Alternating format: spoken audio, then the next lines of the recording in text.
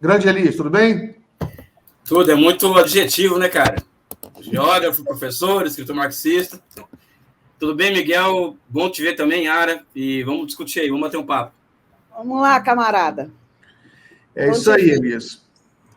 Elias, primeira pergunta que eu faço a todo mundo que eu trago aqui no Jornal da Fora, depois desses acontecimentos trágicos, né, em Brasília, saber onde é que você estava no dia dos ataques terroristas?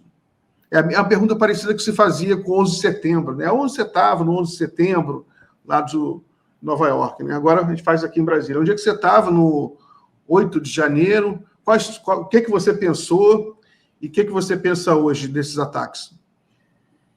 Eu estava em casa, né? Até o dia 4 de janeiro estava em Brasília, depois vim para casa, porque as aulas na UERJ recomeçaram normalmente no dia 5, né? O semestre não terminou ainda por lá, então tinha que estar aqui em casa logo, né? E eu acompanhei assim como todo mundo, pela imprensa, os acontecimentos, né? E me chocou, em primeiro lugar, assim, um grau de conluio. Algo eu vou falar aqui, chovendo uma olhada, o que todo mundo fala, ou seja, o grau de conluio, em primeira vista, das forças de segurança que deveriam estar cuidando não somente da Praça dos Três Poderes, quanto do Palácio da Alvorada, né? Pior ainda o Palácio da Alvorada, porque tinha que estar um batalhão da Guarda Presidencial lá. E o que é bom que se deixe claro é o seguinte: o batalhão da Guarda Presidencial ele é diretamente subordinado ao Comando Militar do Planalto, por conta de ser um batalhão da presidência. E isso nos leva não a uma ilação, e sim uma certeza de que existe uma rebelião militar uma rebelião militar assim aberta, né? Ou seja, hoje o Mourão, eu não sei mais quem, está falando que é contra a moeda latino-americana, moeda sul-americana, uma coisa assim, sabe? Ou seja, os militares estão no direito de falar o que eles bem entendem. Agora, existiu, por exemplo, eu percebi na hora isso, algo que é muito interessante. O Lula poderia acionar as Forças Armadas, existe o GLO, alguma coisa assim, que colocaria as Forças Armadas praticamente no poder do Distrito Federal, né? ou da esplanada dos ministérios e da Praça dos Três Poderes. Ele não usou isso aí. E isso, para mim, foi uma jogada genial dele, em parceria com o Flávio Dino, que colocou o Ricardo Capelli, que é conhecido de todo mundo, à frente da intervenção no DF. E isso, para mim, foi a primeira vez que alguém coloca o Exército no seu devido lugar nos últimos, 60, 70 anos, alguma coisa assim. E o segundo ponto é o pós-ocorrido, né? Porque, em grande medida, isso leva... primeiro que o Lula é um gênio político que percebeu ali uma oportunidade de fortalecer a si mesmo o campo que ele hoje encabeça, que é a Frente Ampla, não é o PT, não é o PCdoB, não é o PSOL, é a Frente Ampla, né? E trazer ainda mais o STF para se colocar ao lado dele durante esse processo. Aí vem uma contradição nesse meio termo, que é o seguinte: em algum momento o STF vai ter que ser colocado de volta ao seu lugar de origem, né? Não sou contra o que o Alexandre de Moraes está fazendo, eu não entendo de direito, por isso que eu não dou opinião sobre essas coisas, mas em algum momento esse poder que hoje o Supremo Tribunal Federal tem, vai ter que ser colocado no seu devido lugar também, porque hoje é a favor da gente, amanhã é contra, ontem foi contra, ou seja, é um processo muito contraditório. E acho também que o bolsonarismo se isola a sua ala mais radical, mas Bolsonaro não está morto. Eu digo isso por quê?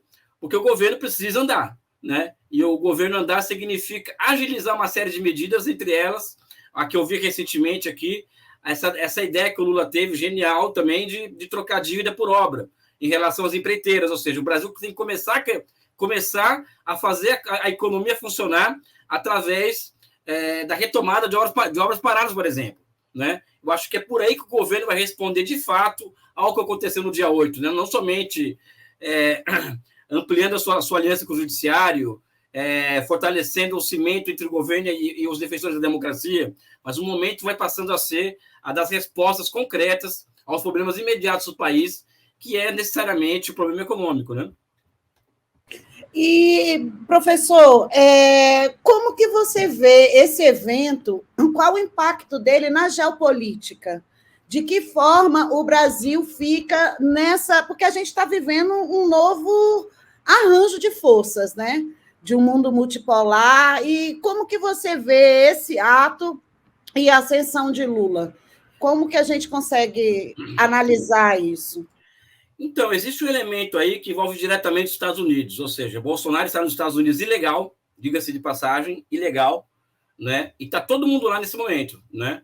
E existe uma lei de 1792, acho que o Miguel no Rosário sabe melhor do que eu disso. Existe uma lei de 1792 ou 1794 que diz o seguinte: qualquer pessoa que esteja em território norte-americano conspirando contra o país que não está em guerra conosco, ele é um criminoso, ou seja, ele tem que ser expulso dos Estados Unidos.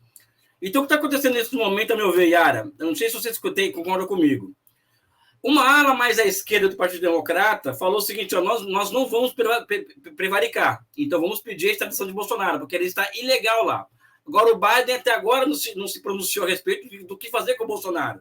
E isso abre margem para uma série de questões, inclusive, eu não tenho ainda opinião formada sobre isso, porque eu não estudei o suficiente, mas, inclusive, da vista grossa que Biden fez a essas armações todas que estão ocorrendo em Miami desde o final do ano passado, desembocando no dia 8. É impossível que o Biden não saiba o que está acontecendo em Miami. Né? Ou seja, ele recebe relatórios diários do que está acontecendo no mundo inteiro, e também dentro do seu próprio território. Então, eu acredito que hoje o nosso campo deve cobrar uma resposta cara de Biden. Agora, é evidente que o Biden ele também pode querer jogar com esse negócio. Né? Ou seja, que ter acesso privilegiado aos mercados brasileiros, se entregar ao Bolsonaro. Ou seja, eles também sabem jogar o jogo. E nós temos que jogar o nosso jogo. Ou seja, a cabeça do Bolsonaro não tem esse valor todo que você acha que tem, Biden. Né? Então, eu acho que não, é uma opinião muito minha, assim. Acho que nós temos que valer muito peso a cabeça de Bolsonaro, caso os americanos entrem em uma negociação conosco envolvendo a extradição dele. O que envolve, por exemplo, acesso de empresas brasileiras e de convênios entre o Estado brasileiro e o Estado americano na área, principalmente de ciência e tecnologia. Ou seja, é o momento de pautar essas grandes questões, não é? Com países como Estados Unidos, China, Alemanha, por exemplo. O Bolsonaro é um prêmio que deve ser negociado a nosso favor, do meu ponto de vista, né? Deixa eu só ler um superchat aqui, Yara. Eu separei aqui. Espera aí. Do Cláudio Araújo. Boa tarde a todos e a todas. Firmes na luta, camaradas, sem anistia, principalmente os militares. É isso aí, Cláudio. Virgílio Secom. Estamos lutando uma guerra cognitiva, algo novo, sem apoio, sem digitais e assinaturas. Tem que investigar e punir exemplarmente. O que acha, Elias? Almeres Pindra de Souza, Novo Meia, muito obrigado, muito importante se tornar membro, pessoal. Muito obrigado mesmo, Almeri. Tem um superchat aqui do José de Souza Silva. Acho que agora é hora de fazer valer a lei. Não dá para passar o pano e ficar por isso mesmo. Deixa eu só trazer umas notícias aqui. Eu li agora a notícia de ontem à noite, né? Mourão também vai a Miami, né? Senador eleito, que era o ex-vice do Bolsonaro, também está em Miami. Muita gente está em Miami, né?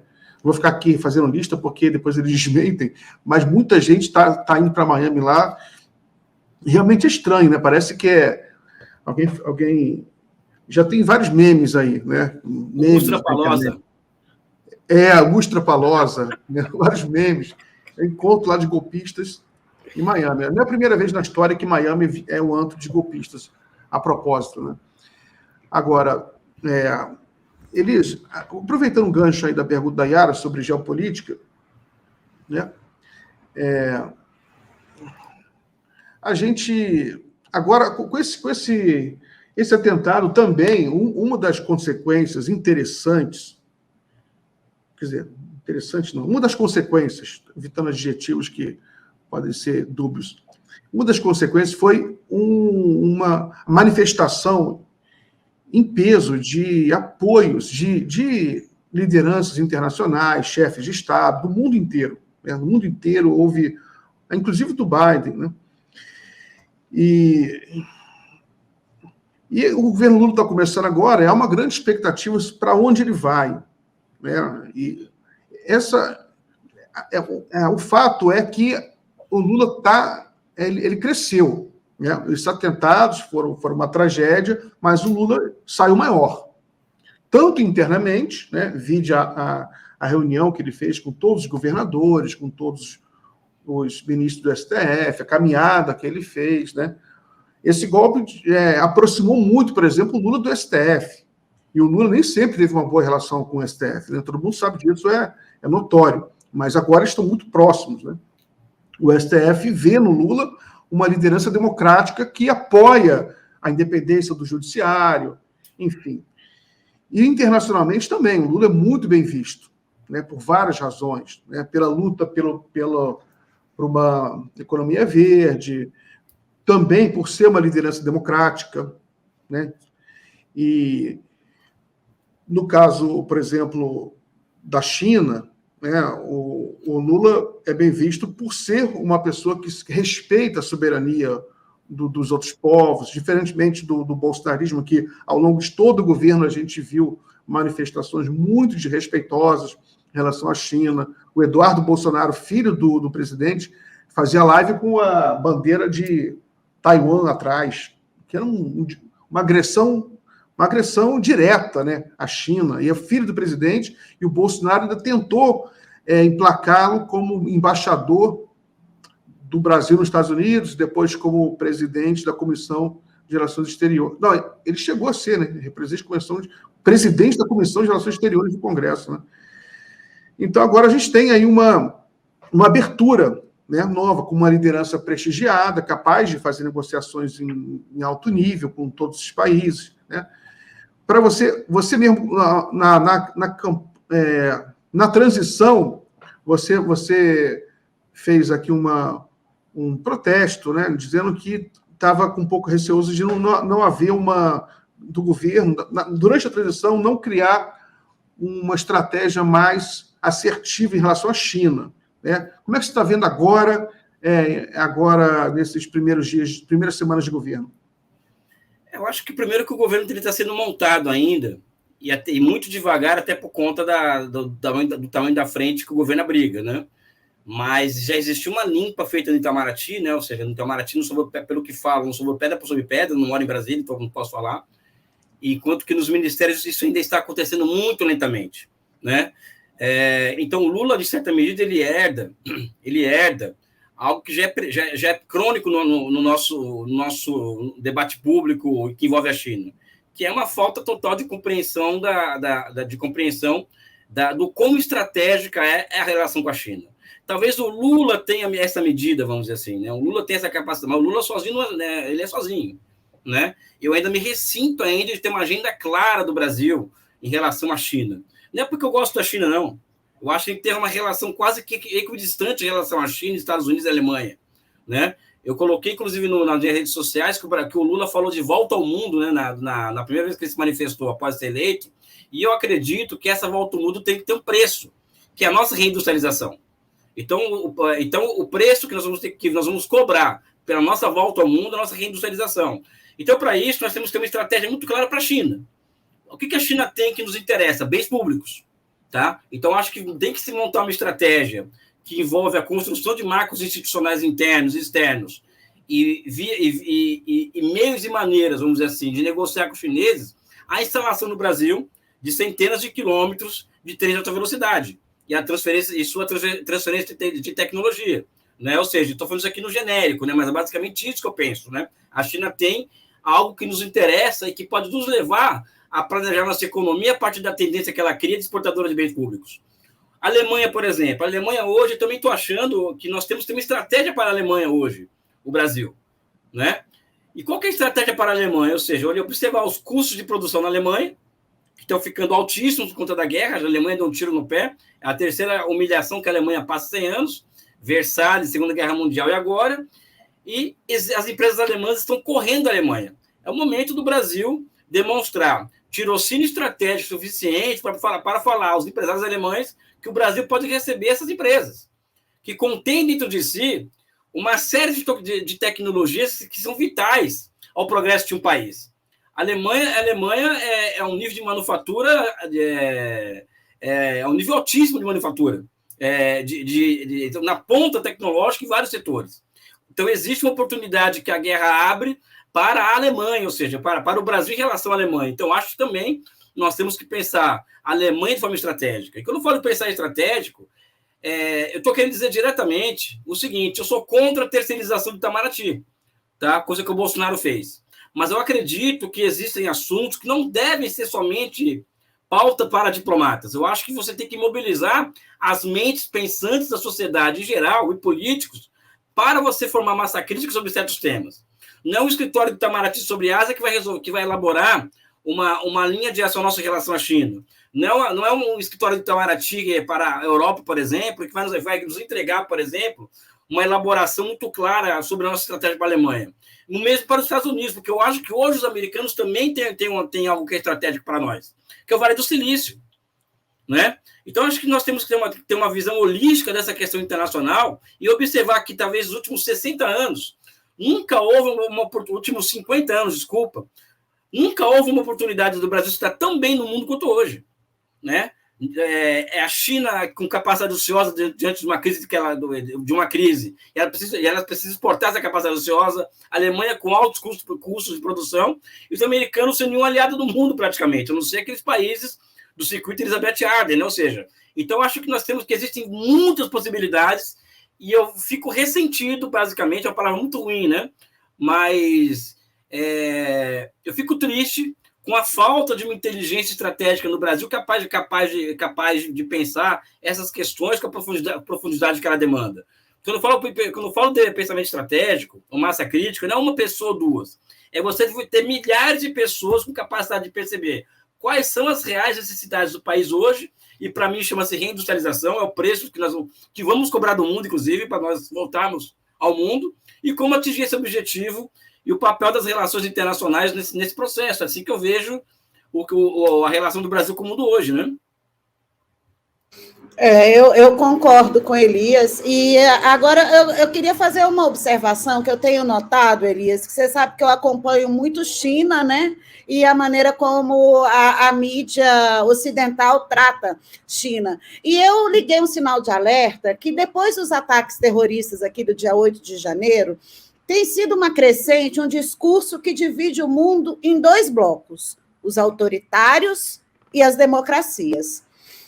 Qual é o perigo da gente ser engolido porque isso é uma guerra híbrida, né? A gente sabe, é uma coisa difícil de você identificar, difícil de você compreender direito, porque é uma coisa muito difusa, mas existe deliberadamente essa tentativa de dividir o mundo, que tem a ver com o que você comentou, que os Estados Unidos estão se isolando, né? Não digo isolado, mas se isolando, especialmente do sul global. Como que você vê isso e como que a gente pode fugir dessa armadilha?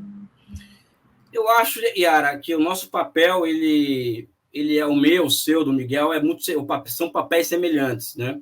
Eu não acho que é o caso, nós fazemos uma defesa do modelo chinês porque nós somos simpáticos à China, ou seja, eu sou simpático à China por várias questões, mas não é o caso aí. O caso aí é dizer para as pessoas, assim, aqui no fórum, nas redes sociais, e eu fiz isso no final de semana com um professor que é bem famoso aí, né, que eu não vou citar o nome, o seguinte: o problema não é a pessoa falar que a China é um país autoritário pura e simplesmente. O problema é o seguinte, é que você trazer desinformações sobre a China pode fazer bem para o ego, só que faz mal para o país. Por quê? Porque a China é o nosso maior parceiro comercial, a China é o maior parceiro comercial de 140 países do mundo, a China tem as tecnologias e as capacidades produtivas que nós precisamos para entregarmos, vamos dizer assim, um termo que eu sempre gosto de usar, fazer a nossa reconexão física do nosso território, ou seja, a China abre para o Brasil uma série de possibilidades cuja desinformação sobre ela só prejudica e não ajuda em nada. Eu acho, Yara, que as pessoas podem ter a opinião que elas quiserem sobre a China, sabe? Agora, o que nós temos que atacar é a desinformação sobre a China. E nós somos muito pequenos, ou seja, nós é o nosso campo de pensamento, nosso campo de ação, sabe? Porque é muito mais fácil você colocar a China como um país autoritário do que estudar, por exemplo, as raízes da democracia à base da aldeia, que remonta mais de 2.000 anos na China. Ou seja, a China tem um sistema político altamente sofisticado, né? A China, que extravasa, vamos dizer, chega a ser até vergonha ali, alguém chama aquilo, reduzir 5.000 anos de história a um falso conceito de autoritarismo. Por quê? Porque o autoritarismo, enquanto conceito, é baseado em categorias muito frágeis.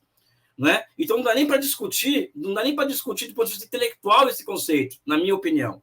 Né? Então, eu acho que a grande questão é o seguinte: olha, você quer falar, por exemplo, o professor X foi no podcast, está lá falando mal da China. A opinião dele é o que ele é contra o socialismo, tudo bem. Agora, desinformação não dá. Porque você está fazendo mal ao Brasil, não é a China, não, que a China está pouco se lixando, pessoal. A China se vira, sabe? Você está fazendo mal ao Brasil trazer desinformação sobre a China. Você pode não concordar. Aliás, nem tudo que a China faz eu concordo, Elias. Atualmente eu ando com uma distância crítica em relação à China por conta da abertura abrupta do Covid-0. Então, como eu não tenho informações suficientes sobre aquilo, eu não vou defender cegamente aquilo. Eu vou manter uma distância crítica até formar uma opinião. Ponto, acabou. Né? Então, acho que no nosso papel é o quê? É demonstrar o quê? Que a desinformação ela só prejudica as relações Brasil-China. É só isso. É isso que nós temos que fazer, ou seja, não cair na armadilha de defender, entre aspas, o modelo, né? E demonstrar o seguinte: o que está fazendo faz mal para o Brasil, não é para a China. Né? Uma ótima questão essa sua, excelente. Muito interessante essa questão, Yara. Eu também me interesso muito sobre isso. Elias, isso aí realmente é que o Brasil conhece pouco sobre a China. Né? Por isso, um dos maiores desafios é estender, ampliar o acesso de informações sobre a China junto à sociedade brasileira. A gente conhece muito sobre a história americana, a história europeia, mas sobre a China a gente conhece muito pouco. E a cultura, o soft power dos Estados Unidos também é muito poderoso. Né? É impressionante como eles expandem a sua história. Por exemplo, eles fizeram a guerra no Vietnã, foi um fracasso, perderam a guerra, foi uma coisa horrível, mataram muitos inocentes, mas agora estão há 50 anos fazendo mais de 50 anos fazendo filmes, né, sobre o Vietnã, e aos poucos eles vão mudando a narrativa, né? É o soldado americano cheio de culpa por matar um montão de vietnamita, né? Agora, esse soft power tem dois lados, que eu queria te perguntar, tem dois lados aí. Tem um lado do próprio soft power chinês, que ainda está em construção, né? A China está tentando ainda expandir esse soft power. Queria saber o que você acha disso, se isso está acontecendo mesmo, como você avalia isso. E quais são as ações que poderiam ser feitas aqui no Brasil para também ampliar esse acesso de informações sobre a China? Eu sei que você já faz seu trabalho, já lança livros sobre isso, mas do ponto de vista assim, oficial, do governo, né? Afinal, é uma coisa estratégica, né? Pelo menos na minha opinião. Um dia a Yara pode responder essa pergunta também muito melhor do que eu, inclusive. Só vou aqui dar uma opinião, vai parecer até dura, inclusive. Uma vez eu discutindo com uma camarada chinesa, né, eu falei para ela que não é o fato do sistema chinês ser melhor e mais eficiente que o americano que vai garantir que a China vai ganhar essa guerra, vai ganhar a batalha final. Eu acho que a China está apanhando de lavada no que cerne essa frente cultural. Né? E aí eu faço a minha crítica aberta aos chineses. Os chineses nem sabem o que é isso, na minha opinião, aqui em relação a gente. Eles estão longe disso. Né? Eu estou concorrendo com pessoas, Miguel, falo assim, em tom de desabafo, em minhas pesquisas sobre a China, eu estou concorrendo com pessoas que recebem milhões de financiamento. Sabe? Por exemplo, tem uma pessoa na Europa que acabou de receber 11 milhões de reais para fazer uma pesquisa sobre trabalho precário em países autoritários. Existem várias pessoas que eu conheço que estudam China que recebem dinheiro, e não é pouco, de fundações europeias e norte-americanas. Eu não recebo nada. Eu tenho a única bolsa que eu tenho é de produtividade da UERJ que eu tenho. Não estou pedindo dinheiro também, não. É só para falar que é muito desigual essa luta. Os chineses não acordaram para isso, na minha opinião. Os chineses têm um problema de ilusão de classe com as classes dominantes lá na América Latina. Ou seja, eles acham que com dinheiro eles vão conseguir impor o soft power dele é trem e portos e aeroportos. Né? E isso pode servir para a África, por exemplo, mas não serve para a América Latina. Sabe? Então, eu sou muito crítico à forma como os chineses lidam, vamos dizer assim, com a questão da contra-informação do mundo em relação a eles. Ou seja, até porque, até onde eu sei, esse setor na China, que é o acadêmico, inclusive, é muito loteado pelos liberais na China. Né? Ou seja, o Partido Comunista é liberal, inclusive, lá. Né? Então, eu sou muito crítico à ação externa chinesa no que cerne essa guerra cultural. Muito crítico. Né? E mais, eles têm uma ilusão de classe com as classes dominantes da América Latina. né? Ou seja, já comentei com pessoas do Comitê Central do Partido Comunista. Vocês já acham que dinheiro compra a cabeça das pessoas? Não compra. Não compra, né? Então, se eles não fazem esse papel, ou cumprem muito mal, entendeu? Não sou eu que vou fazer. Eu faço as minhas pesquisas, eu trago para as pessoas as informações, a Yara faz o que ela faz, muito bem também, mas é muito suficiente. É muito suficiente o que nós fazemos. Muito, muito pelo contrário. Nós, muitas vezes, também em tom de desabafo, nós somos tratados como caricaturas por defender a China. É uma caricatura, não intelectual, não é uma jornalista que queria entender. Não, é uma caricatura. Então, acho que o China... Pode falar, Yara, pode falar. Não, eu concordo. E, assim, eu acho que... A minha visão, né? Que eles são muito de tarefas, né, Elias? Eu acho que agora que eles eliminaram a extrema pobreza, agora que eles se deram conta de que eles precisam avançar no soft power, que é o meu campo, né, de atuação, é o soft power, porque eu acredito que você tem que conquistar o coração das pessoas. E se você for dar uma olhada no plano plurianual e no próprio relatório do 20º Congresso, aparece ali esse conceito de soft power. Mas eu concordo com Elias, ainda é insuficiente.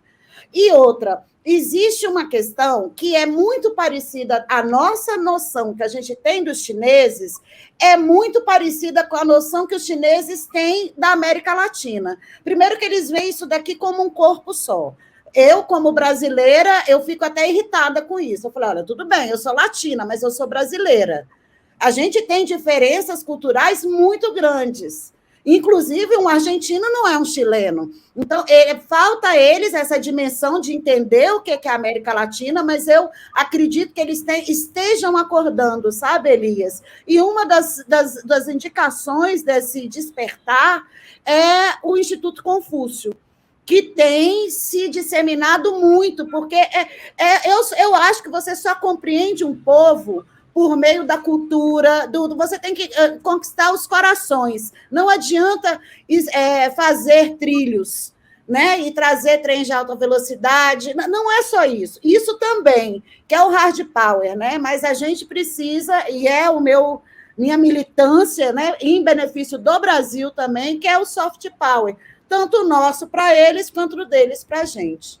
Eu acho que é isso mesmo. Você respondeu muito bem a questão que o Miguel levanta e, aliás, complementou de forma melhor que a minha resposta, inclusive, mas é um pouco isso, né? Sabe, não é fácil, Miguel. A situação da China hoje, no que cerne, essa guerra cultural, por quê? Porque eles têm uma história muito longa de absorção de culturas externas, né? Então, eles apostam muito nisso ao lidar com o Ocidente, é o que eu percebo, ou seja, o Ocidente vai ser absorvido, nós vamos absorvê-los aí durante os séculos, né? E a vida continua, né? Só que o que acontece é que os Estados Unidos não vai entregar a rapadura fácil. Eles vão partir para a guerra, porque é da natureza dos americanos ir para a guerra, né? Enfim, e é uma guerra no qual hoje, por exemplo, as pessoas tratam Taiwan como um país independente. Quando os americanos mesmos reconhecem que existe uma só China, a capital é Pequim. E qualquer pessoa na rua com um pouco de informação fala que não, Taiwan é um país independente, a China é um país que não tem direito de querer invadir Taiwan, né? Então é uma loucura isso daí, né? Essa coisa do soft power, eu acho que é muito importante, e você vê que o Hollywood, por exemplo, a cultura ocidental, de forma geral, ela age como um bloco, né? E ela com muito talento, e há 60 anos, né, que ela vai repetindo uma série de clichês sobre a China, sobre a União Soviética, sobre a história do mundo, né, vai construindo aquilo vai sendo assimilado pelas elites latino-americanas, né? Por exemplo, muita gente se espanta porque que os bolsonaristas, até hoje, né, eles usam o bordão do anticomunismo, né? O Brasil não será um país comunista. Até hoje usa esse bordão, né? Chegam a invadir a Praça dos Três Poderes, quebrar o STF, tudo com esse bordão, em nome do Brasil não será um país comunista. Isso tudo é fruto da guerra híbrida né? Aquela coisa vai sendo assimilada ao longo das décadas, né? É difícil lutar contra isso, né? Mas eu acho que a China, ela não é possível que ela não esteja entendendo, né? Eu acho que ela com certeza ela está apanhando muito, concordo com você, está apanhando muito, mas eu me recuso a acreditar que não tem um chinês lá que não pense que isso tem que mudar. O negócio é que eles são lentos, né? Às vezes, é um país muito grande, a tomada das decisões em países... E que tem uma noção de tempo diferente, Miguel. É diferente a gente que tem 500 anos. Quando você tem uma civilização de 5.000 anos, a noção de tempo para eles é diferente. Eu lembro do professor Elias falando da questão de Taiwan. Para a gente, 30 anos é um tempo enorme. Para os chineses, não. Então, a gente também tem que entender essa relação, o ethos do chinês é muito diferente do nosso. E eu acho que o soft power, ele está nessa questão. E eu acho, sim, que eles têm feito um esforço. Tanto que eu participei de um programa que foi instituído pelo Xi Jinping, que é um programa de intercâmbio com jornalistas do Sul Global. Isso é soft power. Agora, precisa aprimorar? Claro que precisa. Eu tinha colegas lá direitosos, gente que analisa a China com uma tabela do Excel. Né? Então, eu acho que eles estão no esforço de compreender, porque da mesma forma que é muito difícil para um brasileiro entender a China, é muito difícil para um chinês entender um brasileiro também. Tem coisas assim que eles ficam olhando e como é isso? Isso existe? Assim, é outra dimensão. Então, eu acredito, acho que eles estão no caminho correto e concordo também, só que eu acho que a noção de tempo deles é diferente da nossa. Elias, só para organizar aqui a nossa live, você consegue ficar com a gente até 18h30? Consigo. Tá bom. Elias, uma pergunta para você. Eu até já falei com a Yara que eu sou militante da causa de trens de alta velocidade. Né? Eu descobri agora, que essa é a minha causa, uma das causas da minha vida. Aliás, eu quero fundar um partido político. Você topa? Topo. Eu não quero morrer antes de ver trens de alta velocidade cruzando as grandes cidades brasileiras. O mundo inteiro, quer dizer, o mundo desenvolvido inteiro tem isso. Tem nos Estados Unidos, tem na Europa, tem na China, tem no Japão, na Coreia. E quando a gente trata desse tema no Brasil, sabe, as pessoas, a elite, acha que é uma coisa completamente fora da realidade. Que aquilo seria uma gastança, um projeto faraônico. Aí, duas perguntas. A que você atribui esse ceticismo vira-lata da elite brasileira, e como você vê, qual o primeiro passo que a gente poderia dar para iniciar, né, um projeto assim? Eu não acho que existe o ceticismo vira-lata em relação a isso. Aliás, eu não acho que seja somente isso, vamos dizer assim, para não entrar em um conflito aqui com a sua opinião, até porque a gente pode encontrar um ponto de encontro com certeza. O que eu acho é que existe um fiscalismo no Brasil muito grande, né, que ganhou mentes e corações do país e que nos impede de pensar grande, pensar em médio e longo prazo. E que nos impede, inclusive, de nós pensarmos em sermos um país que vai sentar com a China e vai falar e vai colocar os nossos termos para essa relação. Né? Então, não falo nem que é elite, porque se fosse elite, Miguel, você que trabalhou com café, sabe o que eu estou falando. Fosse elite, estaria com um pensamento estratégico, pode até ser diferente do nosso, materia, mas não temos elite no Brasil, temos rico. Né? E rico é gente inculta, ignorante. Essa que é a verdade. Né? Elite, para mim, é Zeca Pagodinho, é Dona Ivone Lara, é Martinho da Vila, isso que é elite hoje para nós, entendeu? Esse patrimônio cultural que nós temos. É a macumba, é o candomblé, é a umbanda. Isso que é na capoeira, o Corinthians, entendeu? Isso é a nossa elite, na minha opinião, sabe? Então, eu acho que o que existe é um fiscalismo que nos impede de pensar enquanto nação, porque o conceito de nação no Brasil ele foi destruído pela direita e pela esquerda já há muito tempo, não é? E quando você quebra com o conceito de nação, você quebra com as possibilidades de se discutir as grandes questões e do que eu chamo de tratar as grandes questões a partir de conceitos de totalidade. Então, você chegar para os chineses e falar, olha, nós queremos trocar petróleo por trem de alta velocidade, ou commodity por trem de alta velocidade. Ou então, isso vai demandar que mentes brilhantes brasileiras sejam mobilizadas para construir uma plasticidade institucional que permita esse tipo de cooperação.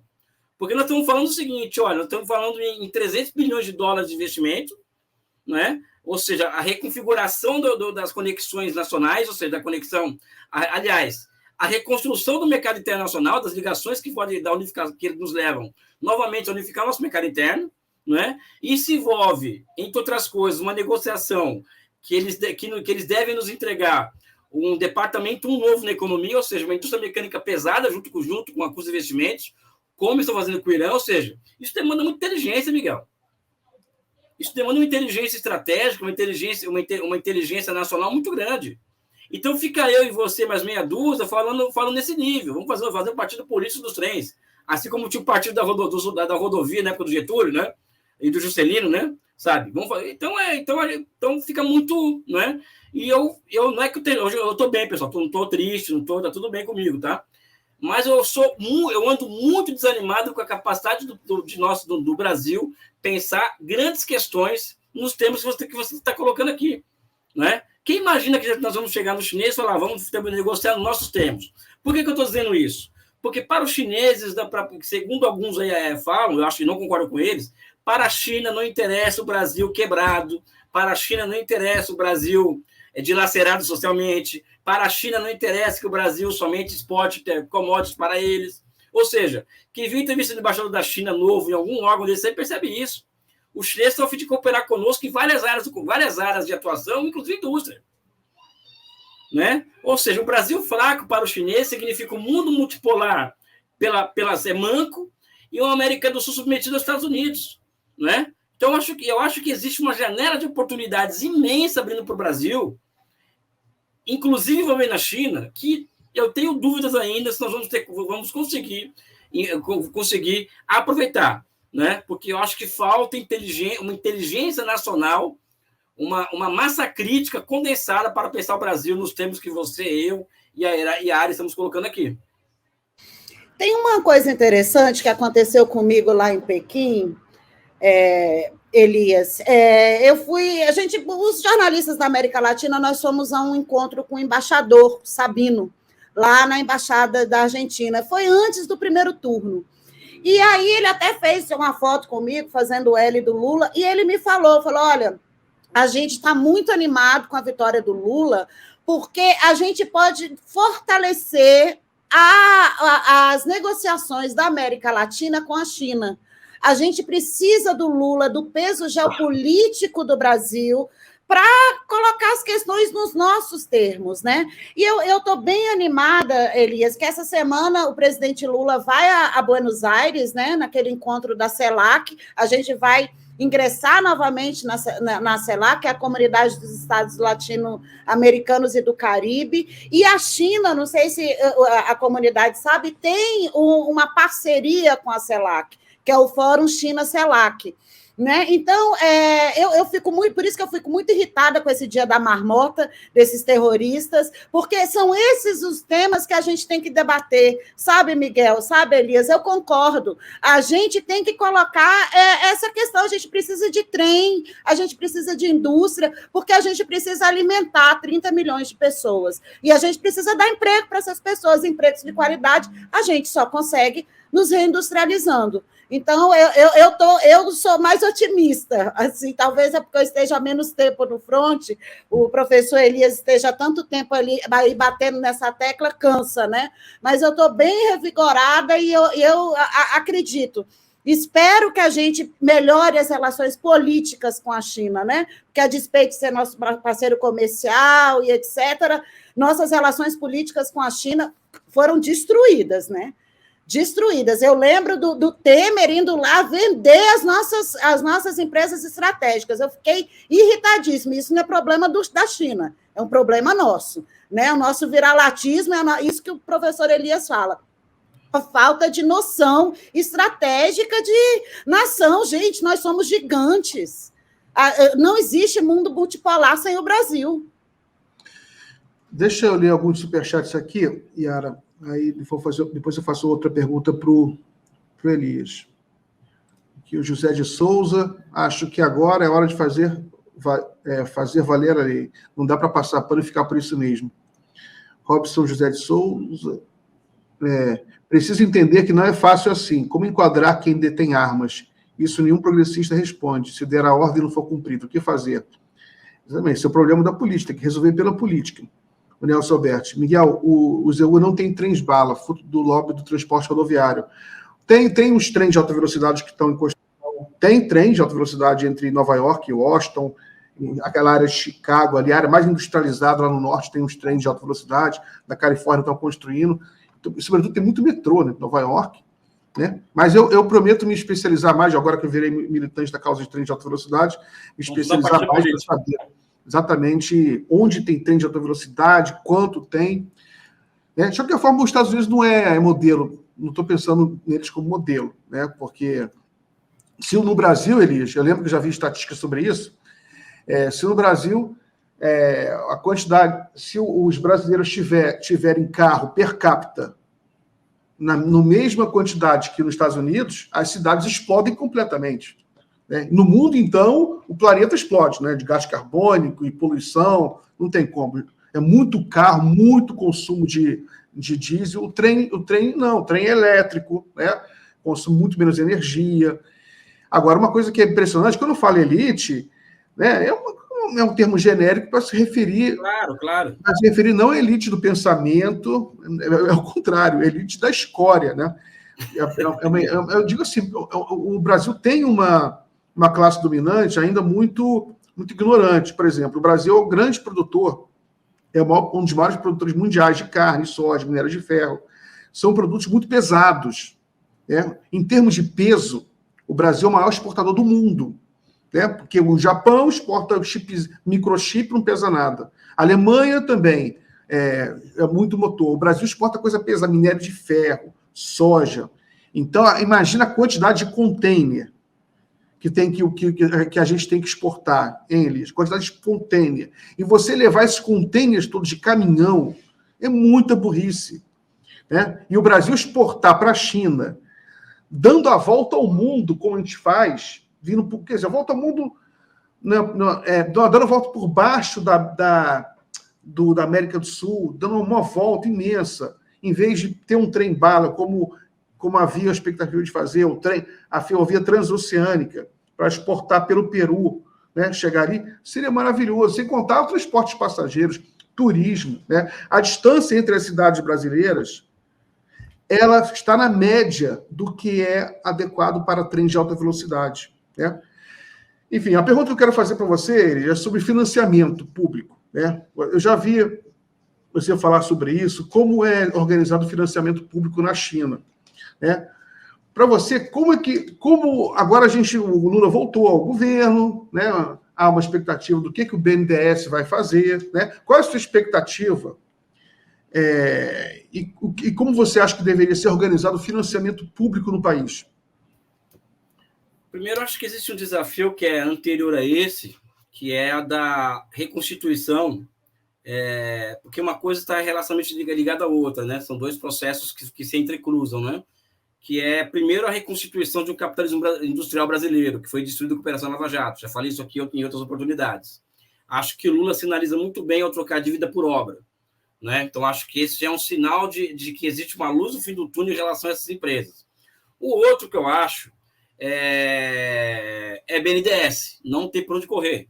Goste ou não goste, não tem para onde correr. Então, você vai ter que fazer consórcio de empresas e essas empresas irem ao BNDES, ou ir à Caixa, ou ir ao Sistema Financeiro Público, pegar financiamento para essas obras, para esses empreendimentos de longo prazo. Agora, tem um problema no Brasil, que nós temos hoje, o mundo hoje operando em taxa de juros negativa, e o Brasil operando em taxa de juros positivo, se não me engano, de 8% ao ano. Ou seja, uma coisa quase que pornográfica, como diz o outro. Né?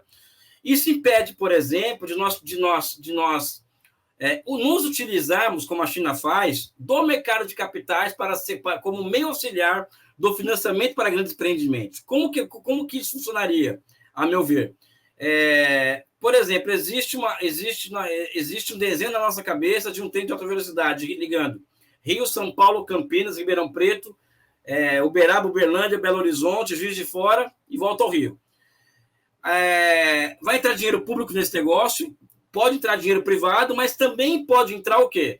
A formação de uma empresa, de uma corporação, no mesmo princípio ativo da Petrobras, né? Ou seja, já que o Estado não pode ir ao mercado de capitais, uma concessão que o Estado faz a uma empresa pública pode, né? E isso é uma fonte, isso é uma fonte de financiamento do empreendimento.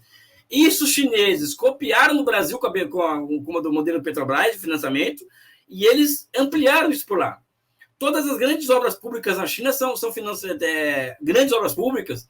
Tem uma grande empresa que coloca bonds no mercado de capitais para vender a obra. Todas, grandes, Três Gargantas, a ferrovia, a gasoduto Oeste-Leste, a ferrovia Tihai-Tibete, e uma outra questão também que envolve a questão do financiamento.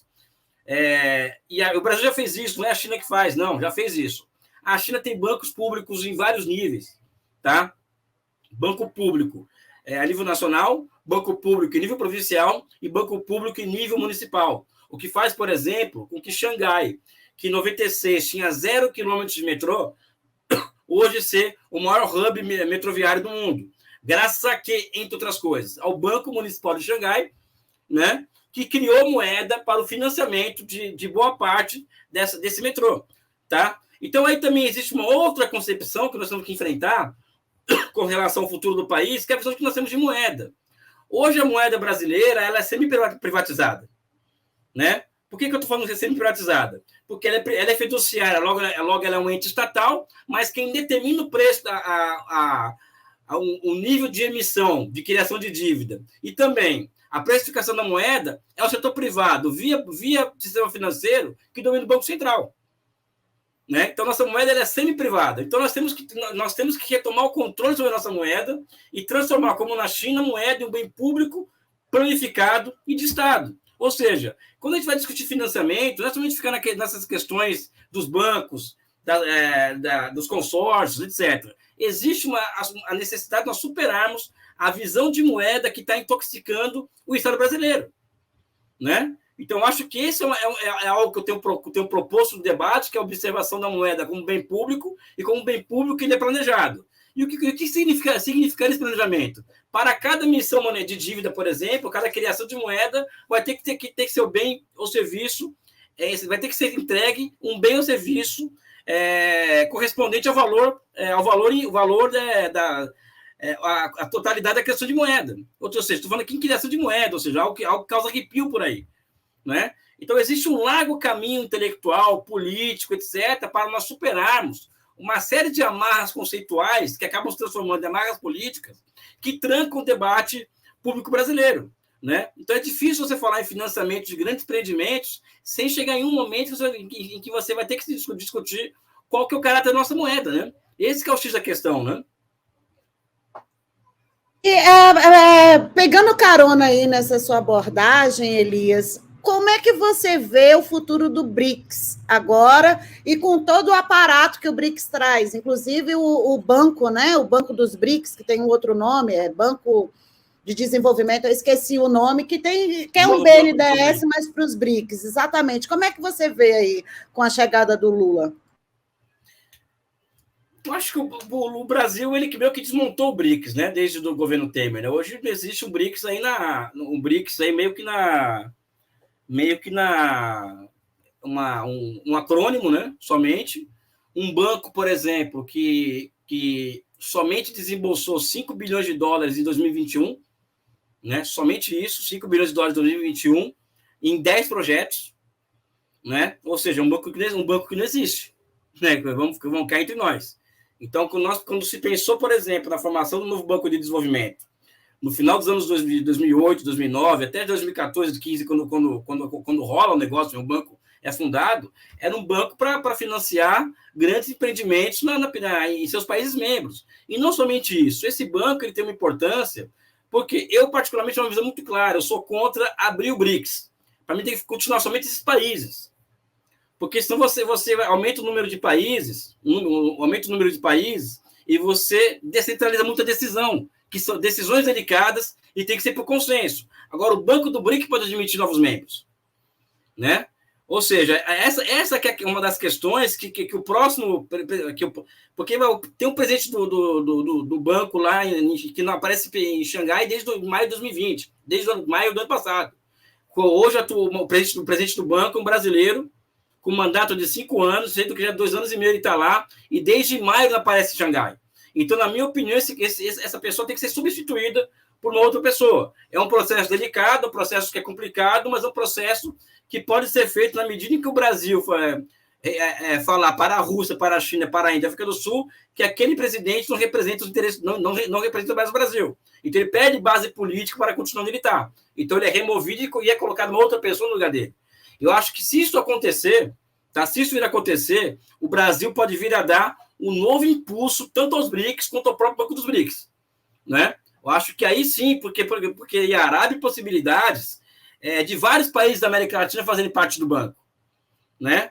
Ou seja, eu falo aqui particularmente que eu sou contra a BioBRICS, mas sou a favor de abrir, por exemplo, o número de países que seriam contemplados com empréstimos via projetos e tal, por esse mesmo banco. Né? Então, como eu digo aqui para vocês, meu Miguel, existem muitas possibilidades abertas. Se nós vamos conseguir encampar essas oportunidades, isso é uma outra história. Por exemplo, esse cara que está no banco lá não pode continuar.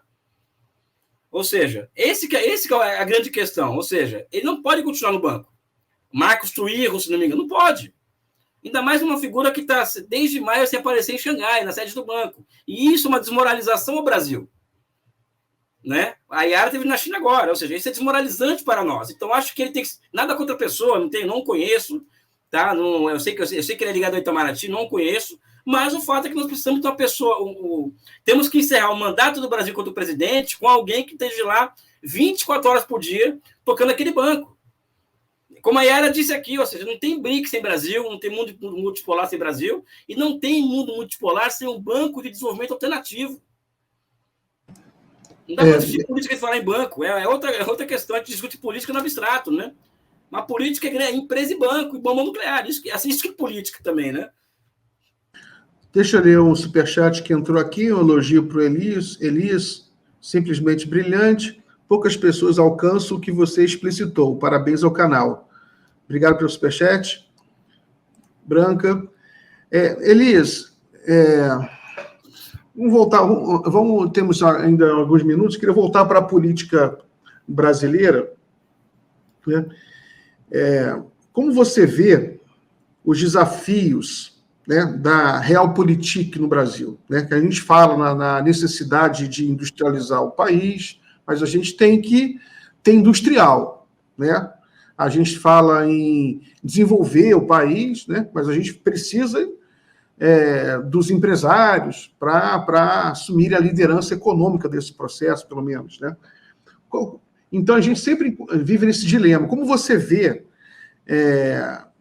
assim, como você entende isso? Como a gente pode efetivamente construir um projeto de desenvolvimento com essa burguesia que a gente tem no Brasil?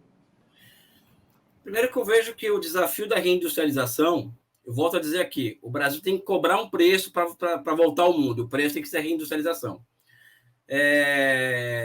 Eu acho que o primeiro ponto é perceber que esse é um desafio geracional. Tá? Porque somente será geracional a superação do neoliberalismo enquanto pensamento que domina as amplas massas do povo, o grande pensamento de esquerda, de direita, ou seja, tudo hoje é tributário do neoliberalismo. Até nós mesmos, muitas vezes, nós caímos em cascas de banana, que são claramente da economia neoclássica, neoliberal. Então, acho que primeiro nós temos que criar uma cultura, a partir do Estado, né, uma cultura que seja patriótica, desenvolvimentista e anti-neoliberal. Né? Isso é algo que o momento está prêmio para esse tipo de coisa. Porque senão a gente não vai ganhar guerra nenhuma. Eu já aprendi com vocês da comunicação que se a gente não ganhar essa guerra da comunicação, das palavras, da semiótica, a gente não vai a lugar nenhum. A segunda coisa é geracional, ou seja, a industrialização é uma questão geracional. No curto prazo, eu resolveria primeiro a questão política. A questão política imediata é manter essa frente ampla unida até o final do governo. Por quê? Porque hoje as chances de nós perdermos as próximas eleições são grandes, porque nós não temos candidato. O Lula errou, na minha opinião, ao dizer que não é candidato. Ele errou. Não deveria ter falado isso, porque isso abre espaço para o surgimento de feudos dentro do governo, né? Então, acho que manter a frente ampla até o final para a gente ir derrotando o bolsonarismo na política, como você disse. Com relação à burguesia nacional, há muito tempo eu falo para as pessoas esquecerem isso, principalmente a esquerda. Porque a esquerda, por exemplo, quando ela quer encontrar um bode expiatório para os seus problemas, ou seja, a incapacidade da esquerda em pensar o Brasil estrategicamente leva muitas vezes à busca de bode expiatório. Então, o bode expiatório fala, não temos burguesia nacional. Tá? Eu sou favorável a que esqueça a burguesia nacional. Nós vamos reconstruir o Brasil a partir do Estado Nacional Brasileiro. Então, vai ter que se reconstruir uma outra burguesia, se é disso que se trata. Né? Agora, para isso, esse tipo de iniciativa, ou seja, olha,